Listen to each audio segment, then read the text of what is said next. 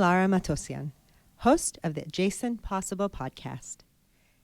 The Adjacent Possible is a kind of shadow future, hovering on the edges of the present state of things, a map of all the ways in which the present can reinvent itself. This podcast is all about probing what's possible, what's probable, and what's preferable in education. Join us as we explore how we can overhaul our current pedagogical systems, solve global grand challenges, and bring about civilization-level change. The Adjacent Possible podcast is held in partnership with Area 2071, which is part of the Dubai Future Foundation. The Adjacent Possible podcast is also supported by Academy, a global educational organization that offers future-focused and wisdom-based education to high school learners with the aim of preparing them for a world of automation, artificial intelligence, and accelerating change. Our guest today is Marita Mitschein. Marita, welcome to the Adjacent Possible podcast. Thank you. We are very happy to have you. So tell us a little bit about your role at SAP. Oh, I love to do this. I like to speak about the SAP Training and Development Institute. So when I came to the region 8 years ago, I was looking into what is needed to grow a business. And I noticed that a lot of skills were lacking in the ICT space, but not just ICT, but this combined with business knowledge and innovation thinking. And what I found as well was an abundance of youth, which lots of people see, of course, as a problem because it means it's a high youth unemployment rate. Yes. So what we did, we picked the brightest and the smartest, so I call them raw diamonds, and we shaped them in a 3-month program. That's what you do with a raw diamond. You cut and polish them, and then you can give them to your ecosystem as really beautiful, shimmering diamonds. And this is what we have been doing. And of course, at the beginning, everybody thought this is totally impossible to do this, to create an SAP consultant in 3 months. But the word impossible just doesn't exist in my vocabulary. So by now, we have over 2,200 young people that were previously unemployed and have now a job in the SAP ecosystem. How did you source them? So a lot through social media. LinkedIn, Facebook, Twitter, Instagram, word of mouth. Okay. The first cohorts were a little difficult to recruit, as nobody knew SAP. We were just at the beginning of our growth plan, and a lot of hesitation. Oh, I have already my bachelor or my master. Should I really go into this education again? Now I have to say, in our last cohort in Saudi Arabia, we had over 2,000 applications for 25 seats. Over 2,000. Were they all from Saudi or from the region? No, all from Saudi, all young Saudi nationals. Well, that is really hopeful, I think, if the market is going in that direction and you have so many young talents wanting to upskill themselves. I think that is hopeful for all of us. Tell us what attracted SAP to this region. So actually in the late 90s, we had a distributor here in the region. Unfortunately, he didn't do what we had hoped he would do. So in 2008, we came back to this region as SAP, not via a partner. And since then, we have grown from about 20 people to over 1,000 people in the region. In the entire region? Yes, Middle East, North Africa. And would you say, which one of the countries in the region would you say are, which one of the countries in the region is the most active for you in SAP? So they are all pretty active, but the flagship, of course, is the Kingdom of Saudi Arabia. Yes. Followed closely by the United Arab Emirates, and I would say then Egypt is pretty much on the verge now. They were troubled over the last years with a couple of political topics, and they are in a very, very nice recovery mode. That's good to know. You started telling us a little bit about your role at SAP. There are some new things happening as part of your role. Can you tell us more about that? Yes, so we have created what we call innovate. It's winning by innovation or winning through innovation. And here we notice that everybody is talking about innovation, but nobody really knows how to tackle innovation or how to get a process into innovation. So we have created Innovate as an offering of the SAP Training and Development Institute, and here we focus on design thinking, on business model canvas, and on positive psychology. So we have combined elements out of this area to give companies and individuals the opportunity to really have a model on how innovation can happen. So one of the teachings we have is fail often but fail early. And exactly the failure is what makes you really more innovative. And we show our students how quickly they can go through the innovation cycle and how important empathy and customer centricity is. If you design a bottle, it's not important that you as a designer like the bottle. It's much more important that your future customers like the bottle, because they are the ones that will make or break your business. So we teach them fairly early in the game empathy, getting feedback from potential customers, and feeding this back into the innovation cycle. Yes, I can see that working really well, because you're not just training your consultants. When you send your consultants out into the world, you're also then re-educating and training your clients who are designing and creating products and services for the rest of us. So I think the education that you're giving them goes further than just your consultants. Yes, actually, the 3 months, I would say only 50% is actually SAP related. The rest is more what I would call soft skills. So we work, as I mentioned, on innovation skills, design thinking, business model canvas, and positive psychology. We work as well on presentation and communication skills, something that universities sometimes forget that it's needed out in the world. We would like to be our young professionals be able to defend, let's say, their blueprint in a boardroom. And you can't do this if you only talk to your phone or to your laptop. Yes. So you really have to give them the confidence to stand in front of a bigger group and speak. And the other one, which I find extremely important, is to stop them from blaming others for their success or not success. So there are a couple of examples. So one girl comes and says, "Oh, I couldn't study last night and I failed my test because my mom made me help with dinner." And I go, no. It's not your mom who made you fail. It's you. Take accountability and responsibility for the decisions you take. And you could have studied far earlier, or you could have maybe told your mom, "I have to go back and study."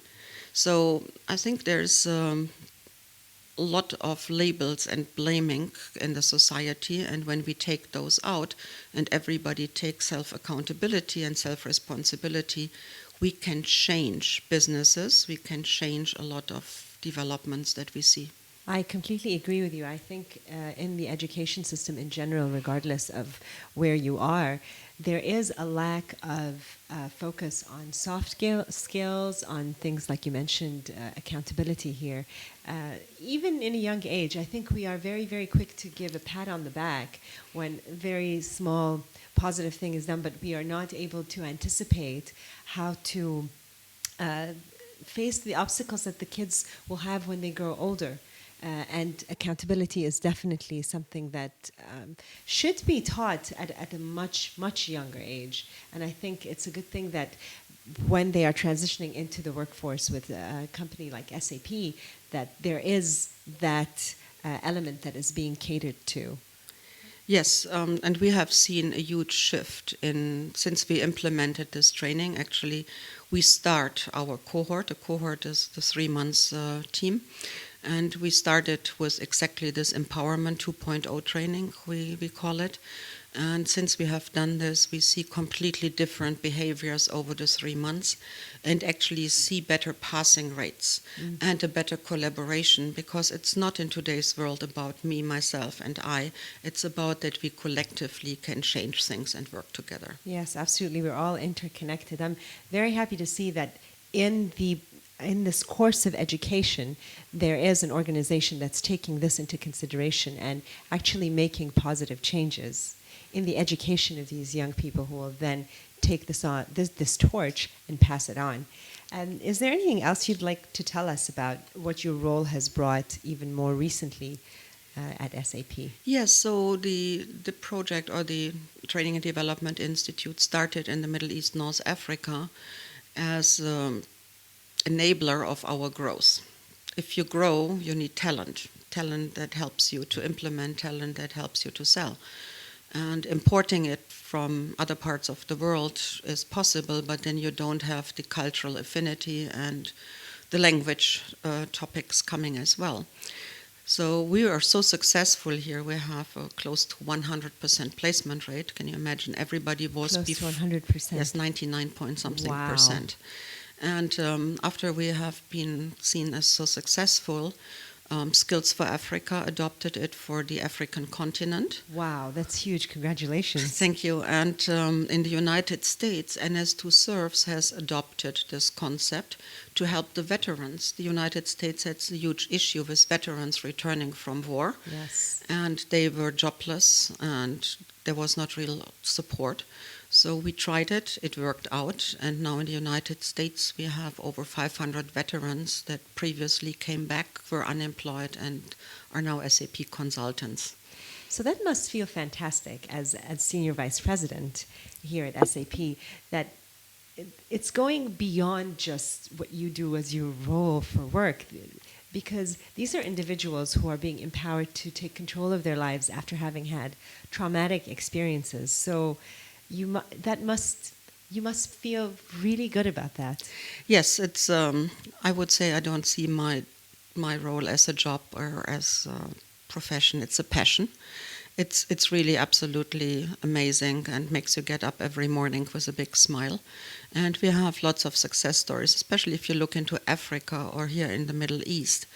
If you're able to get one person into a job through education, you not only help this one person, you help a whole family. Yes. So we're just, I've done a little video about one of our young professionals in South Africa.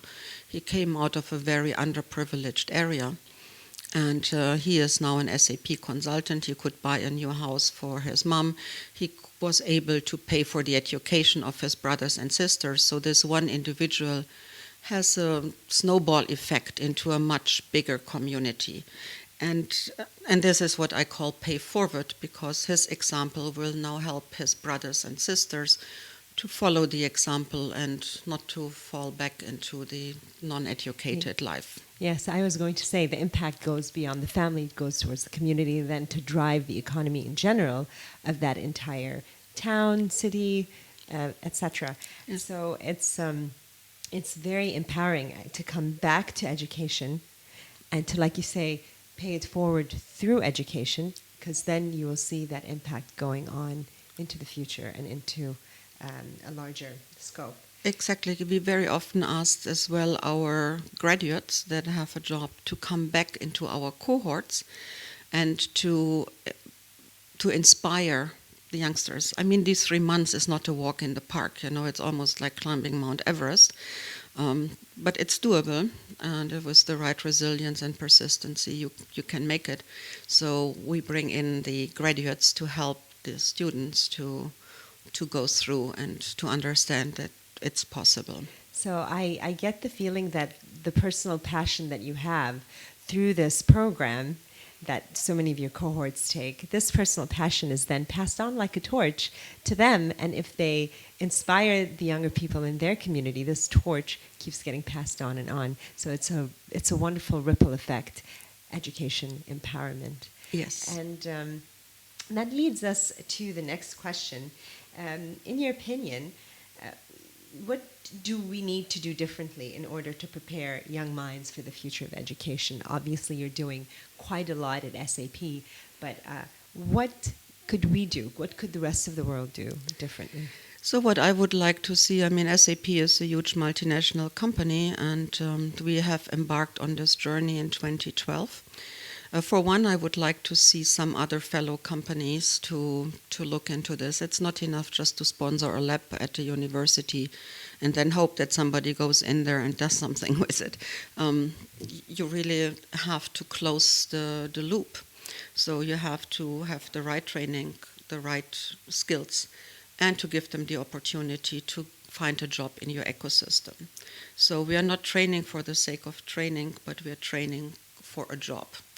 And I only call my team successful if the students have found a job and can contribute to the society. Yes. Otherwise, there are so many training initiatives and people are unemployed before and unemployed after the training, and this doesn't really get you.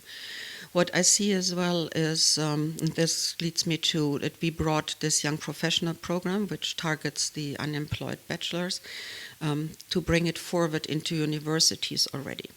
And so we call it dual study program, because my question was, why wait with all these trainings till they graduated? So we bring it into the last year of university. And we teach the same things: empowerment, design thinking, business model, canvas, presentation, communication skills, next, of course, to SAP skills. So it's a big opportunity for the students. So they graduate with their bachelor in addition to having a certification as an SAP consultant. And again, we're doing this for a couple of years. We now have 17 partner universities, and they have created amongst themselves about 800 students that graduated with this dual education, and all of them had a job before they got their bachelor degree. That's music to my ears to hear that there's such an initiative happening within universities in collaboration with you. You said 800 universities. No, 17 universities, 17, over 800 students, yes. And these universities, what part of the world are they? So again, it started in the Middle East, North Africa, because this is where it was created as a growth factor for the growth plan. And so we have them in Oman, in the UAE, in Egypt, in Jordan, Lebanon, Saudi Arabia. But again, it got adopted, and now we have a university in Indonesia and one in Mexico and one in Ivory Coast. So all created here in the region, going global now, which of course is of course, because it's relevant. Lovely feedback. Of course. Yes. Well, congratulations. I personally see that this is going to continue on to other countries in the region and probably beyond. Yes, this is actually my dream, my wish, that we can cover pretty much the globe. There are so many countries that have a high youth unemployment rate. Yes. A very high youth unemployment rate, and that are struggling in their economy. So if we can help there to bridge the gap, and even if it's not only SAP, if it's more than with other technologies as well, but can help them with whatever is needed in innovation and mindset change. I think the mindset change from talking about problems to finding solutions is an important transformation in our education. Completely agree with you on that one. And not always just memorizing things and then doing multiple choice questions. So this is what we find quite a bit. It's like students come the first day and say, "Oh, what do I have to learn? Which pages do I have to read to pass the test?" Yes. I go, "Bad news. Not going to happen." There are no textbooks. So it's quite a nice change. It is, I think, a global challenge because you said that you do prepare your cohorts, the training prepares them for a job too. That's the end goal, that's the motivation.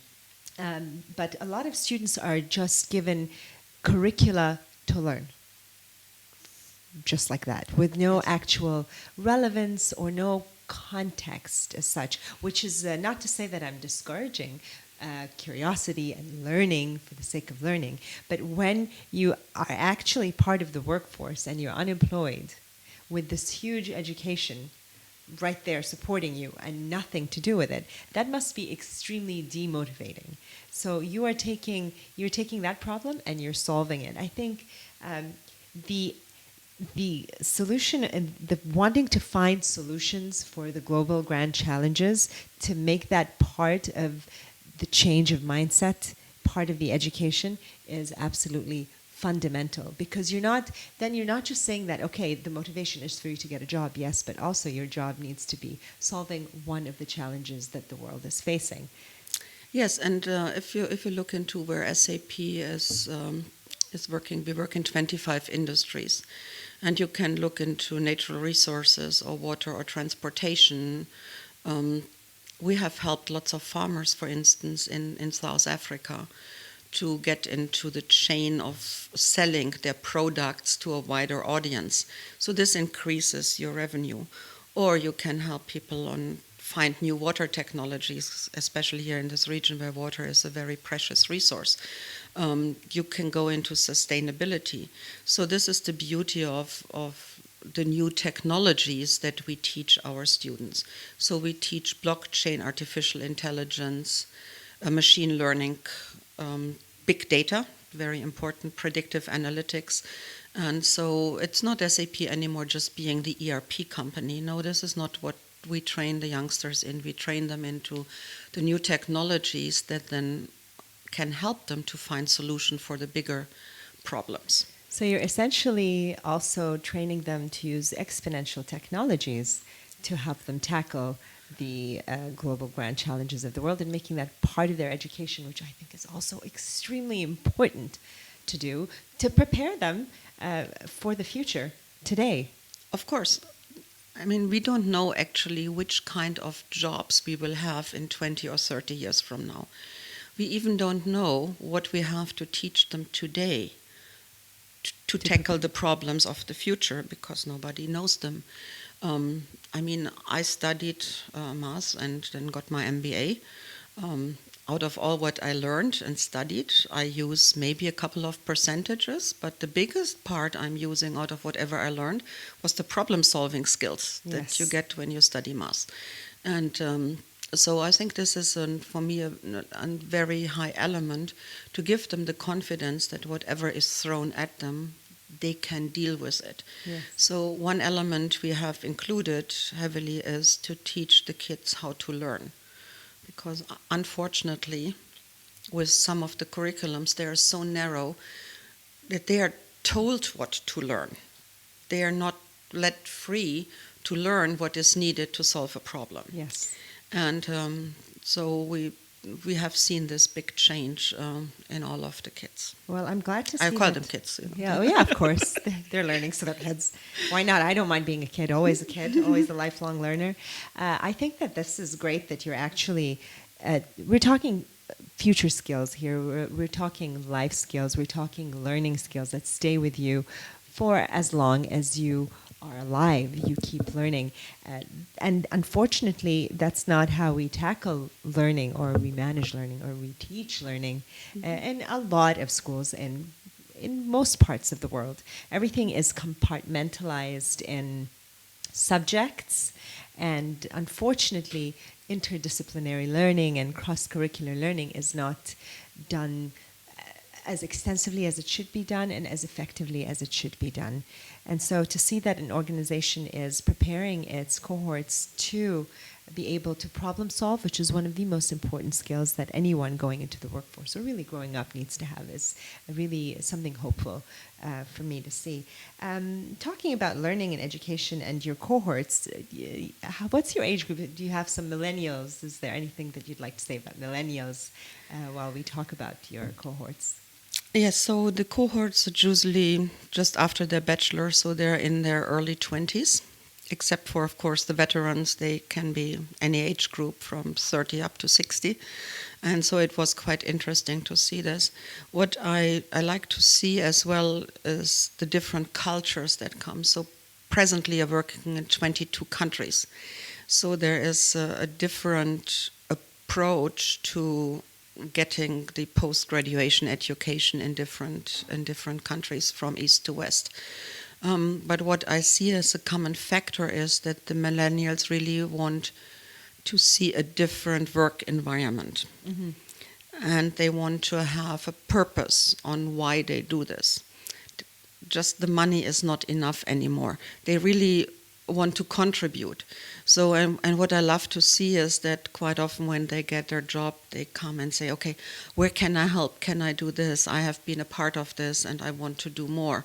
Can you teach me how to do this? So for instance, in Brazil, a couple of the ex-students go now into what they call the slums, of course, and they teach the kids how to code.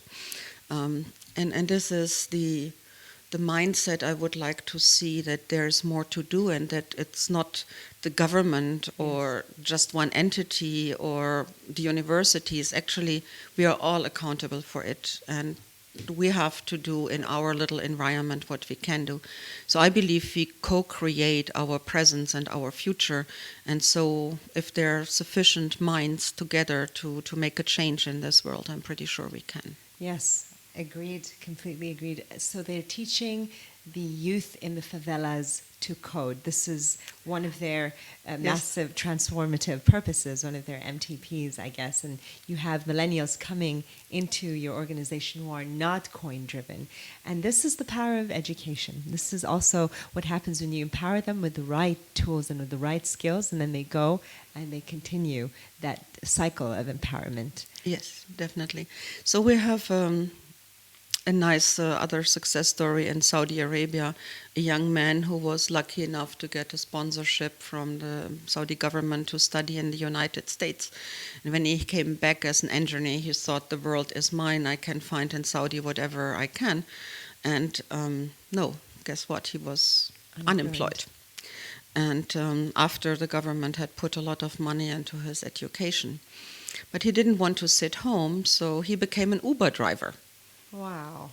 So, interesting enough, now he was driving one of our colleagues who flew into a customer site, and they got to talk. And so he applied for the program. And so now he is one of the innovation specialists at Tasnia in Jeddah. So wow. Tasnia is one of the innovative companies in Saudi Arabia. And so you see, and he now is all over the place telling everybody, you have to look into changing things, get these trainings, not necessarily the SAP trainings, but he is primarily talking about the soft skills training we have given him that gave him the confidence and the tools to tackle problems. That's an excellent story, to have something like an innovation and disrupting technology like Uber being the catalyst for an SAP representative to meet a future SAP consultant and to just take that innovation way forward. That's actually quite a good story. Yes. What do you think major companies and corporations, why do you think they should invest in education and training? Again, I believe that we don't know yet what we don't know and what we are holding. So if they don't prepare their workforce for the future, then we will have blocks. There is a saying that we use in design thinking, Uber yourself before you get Kodaked. Yes, that's excellent. Do you want to give it a little bit of context for our listeners? So actually Kodak was pretty known for their photo paper and for their printing machines and their films and everything else. And actually an engineer at Kodak had developed the first digital camera. It was developed at Kodak, and when he showed it to the board, they said, "Oh yeah, that's a great idea, but don't tell anybody about it because it might disrupt our paper printing." Guess what? It disrupted, but not within Kodak, but within other companies, and so Kodak pretty much did go out of business because they were not able to reinvent themselves with the new technologies and did hold on too tight to what they thought their business was. Yes. And I think being open for disruption within your company and allowing young minds and different minds to challenge your business, that's a very difficult behavior still for a lot of managers in this world. Yes. Well, they got Kodak got Kodak. Yeah. And I feel that there are many companies still today that are in the same shoes as Kodak. I'll give you the example of Tesla. They took an existing technology, which was electric cars, and they were around. We had electric cars. General Electric had them for a while. And they took them out. They took all these cars and just destroyed them. And Tesla came back and disrupted, and now it's one of the biggest producers of electric cars. Having said that, how do you make huge companies that have long established organizations such as Boeing innovate? You have the same creator of Tesla, the founder of Tesla, Elon Musk, who launched SpaceX. He disrupted the entire space industry, whereas Boeing could have done it, but it didn't. What do you think from your perspective? What can these companies do to not be Kodak? I think they really have to change their full mindset from the board to the last employee. Nothing is for granted anymore. We are in a spin of technology changes that's higher than ever on this globe. We develop new things every day. And if you hold on too long to what you think is your cash cow, and you don't bring up the next star, then this cash cow is faster off the quadrant than you can think of. You can do it in different ways. You can have a small speedboat that is allowed to disrupt what your company is doing, and if they're successful, then you bring it back. So one of the things was in the late 1980s, I worked in the telco industry in Germany. And the incumbent Deutsche Telekom was such a tanker, you wouldn't be able to move it an inch at all. So when the new mobile technology came up, they founded a small company, which is today T-Mobile. Back then it was called D1. And they kept it totally separate till this was strong enough to be integrated and able to move mothership. So there are different ways you can use within a huge company to keep it going. At SAP, actually, our board every year sits together and thinks what is needed to keep SAP on the leading edge. And so we live it pretty much from the top. So there are different technologies or methodologies that you could use in a huge company. So that leads us to the next question. With your success, how do you think we can inspire all the stakeholders to make changes in education? As I say, most of the time there is nothing more successful than success, or more sexy than success. So by showing good examples, and by I always say you have to be quick and show really quickly success. If, for instance, this program would have taken a year to show the first success, it would be, in this fast-paced environment we are living in, you have to be quick. So rather show really quick, small successes and then grow them. Talking about things, people are so tired about it. They read about all these intentions. We intend to do this, we intend to do this, I have this great idea. So actually what I did, I kept very quiet about what we planned. We did it, it worked. If it wouldn't have worked, okay, we didn't lose much time because we were quick. It goes back to what I mentioned. Try different things, try it often. Fail early if you have to fail. Yes. Try it again, get up and do it. And what I have seen is that people quite often hang on too long to one thought. And then it gets dragged along, and by the end of the day, nobody finds it important anymore. Just let's talk about Industry 4.0. Everybody is talking about Industry 4.0, especially here in this region. Yes, I understand lots of factories are not yet Industry 4.0 standard. But guess what? Industry 5.0 is around the corner. So if I concentrate too long on Industry 4.0, I miss the train. Yes. And so stakeholders, I think they should take their time as well to stay outside and take a look. I always say, take 3 steps back and 5 steps up and look at yourself, what you are doing and what your environment is providing you. And yeah. So just to contextualize it a little bit for our listeners, can you tell us a little bit about Industry 4.0 and Industry 5.0? Give us some examples. Yes, so Industry 4.0 was a lot of automation, but it was still mass production. And to get mass production in a very quick and very efficient way in a factory, if you move towards 5.0, you get individual things into the factory. So I don't have to buy the shoe anymore that's in the shelf. The shoe will be Marita's shoe, exactly how she likes it. Color changed here, color changed here. Your nice scarf might be a little different here for you. And it all comes out of the same factory, so it's an individualized production. As well as you have failing points in production, and you could use, for instance, artificial intelligence or machine learning, that they control the failing points and give you a predictive warning. Mm-hmm. So it's taking all the new technologies into the positive thing. Mm-hmm. Sometimes, of course, we are worried what's our job in the future as human beings. Yes, of course. And this is where I think if I look into the future, we will have different roles because our connected minds, our change, our complex solving skills is nothing that's there.